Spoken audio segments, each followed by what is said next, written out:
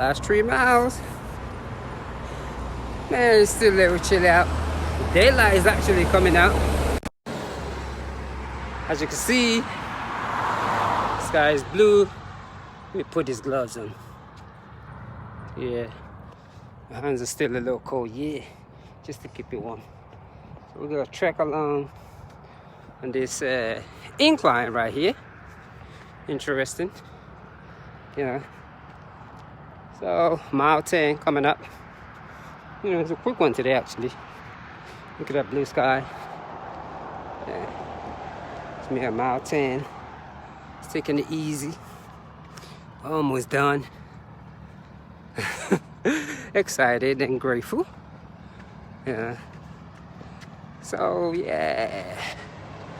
This is mile 10. Cars are beginning to come out actually. Yeah. So I got the last 2 more miles. And this is how I like starting my day. You know, like this. You know, makes your day productive. You go out there, you know, you exercise, breathe into the body, you know, and when you about to get home, you know, get home with the sunrise. It's amazing. There's something amazing about it. You know, you get home with the sunrise. I don't know what time it's going to be sunrise this morning. I think the sun was going to rise about 7 o'clock. Yeah. So I like the traffic light breaks. You know, I get to cheat. You know, stand at a traffic light and just do car washing. You know, and just admire stuff while I wait for the light to turn. So I'm about to hit that mile 11 up. I got 2 more miles to go, really. You know, I'm just looking at the sky. So I'm gonna wait at this intersection right here. You know, just with my camera everywhere. I like standing at the light because I get to cheat. This is me cheating. I'm taking a breather. Whew. Oh yeah. I'm praying for this light, for it to not turn green so soon. Oh yeah, I'm loving it. All right, I'm an abiding citizen right now. See, this is the thing about these meditative jogs, you know, because when I get to the traffic light, I literally stop all the time. It never fails.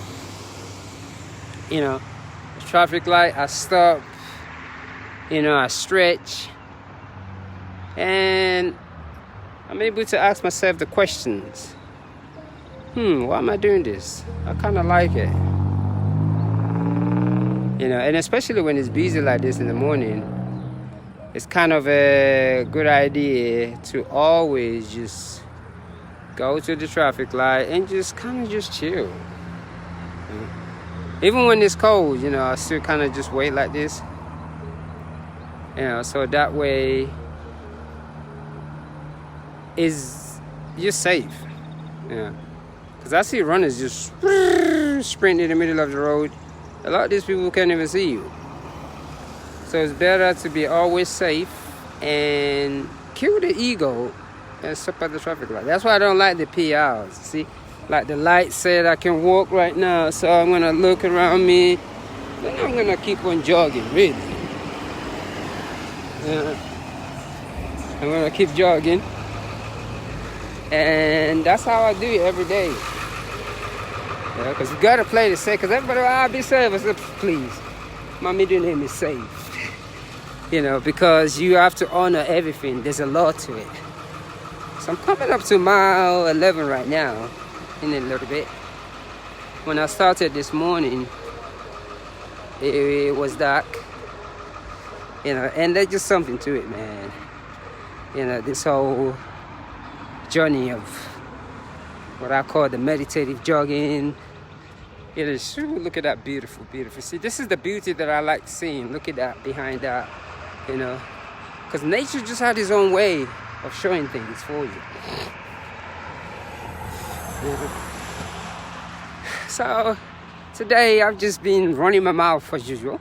I was being grateful to all the social media platforms this morning because can you imagine, like I said earlier, if this was 100 years ago, would I be talking? Would you be seeing me live right now? And we all know the answer. 100 years ago. So nature or evolution or whatever you want to call it has brought us this far. Can you imagine this time 1920? Would I be holding this camera in my hand? So I think we gotta, sometimes it's good to look back, and it kind of makes us wonder and realize how good we have it without one, despite the situation. I'm just saying, let's imagine today is, what day is it today? April, whatever day it is, 1920.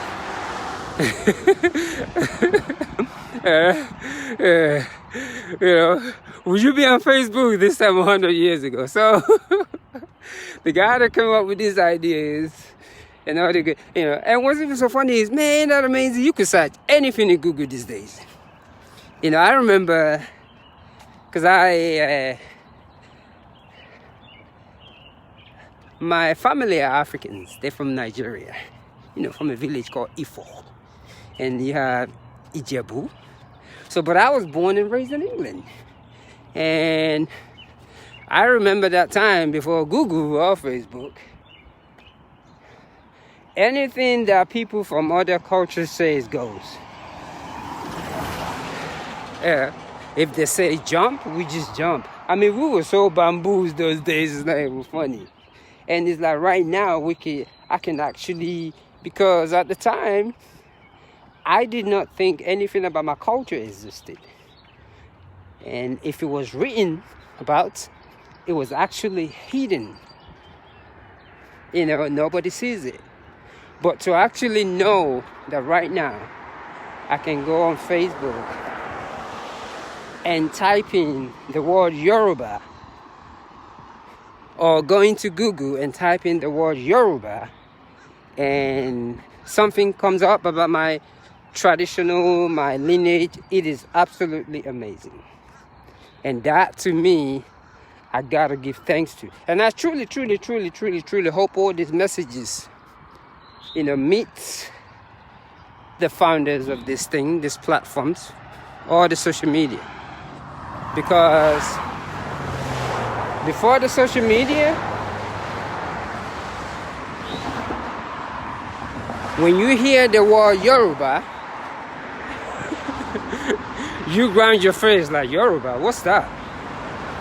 But now with the social media, I can literally Google my own name and Google will actually tell me what it meant.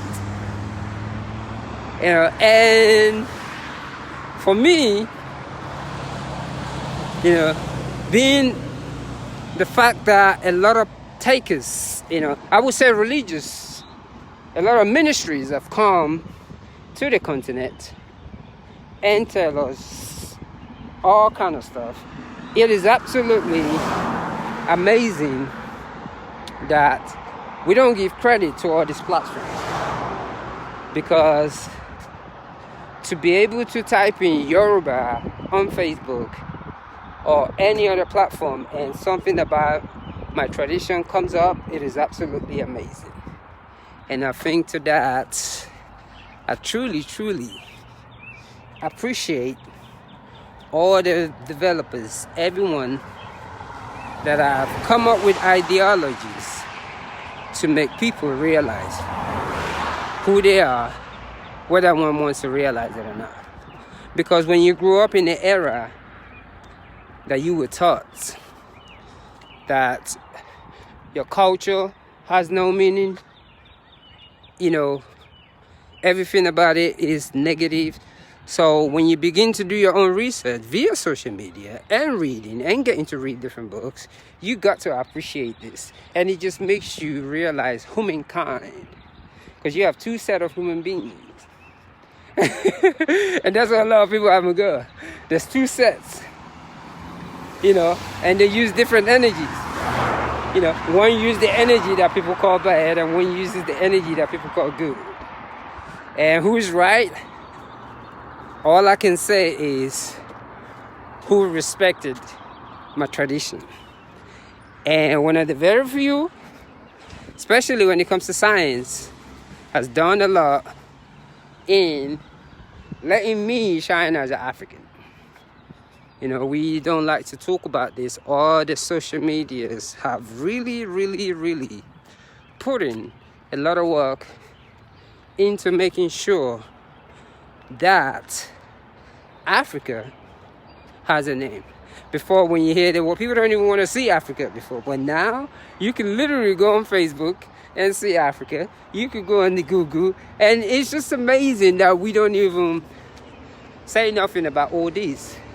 But we're trying to wash it out by talking about how bad the social media is. So, being the fact that I think different, I'm going to let it be known. You know? Because before, like, another thing that I wished, but I know I'm learning, is I wish I'm really fluent in my Yoruba language. Because I just didn't know when I was growing up. The so and call, they call it vernacular. So we thought vernacular, we shouldn't speak it. You know, but now when I type in stuff in Google, Facebook, and I see my village, I cannot even, I get so excited that Holy Biscuit, I used to live there. You know, Facebook gives me my memory back.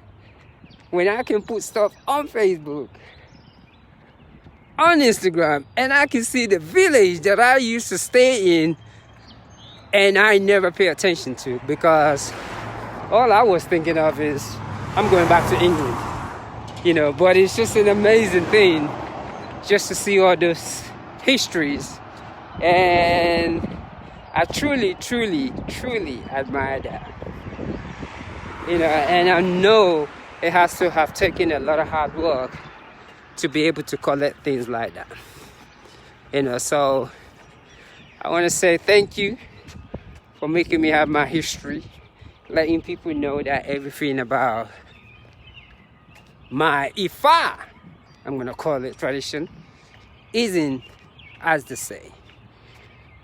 And I'm going to say one love and I share.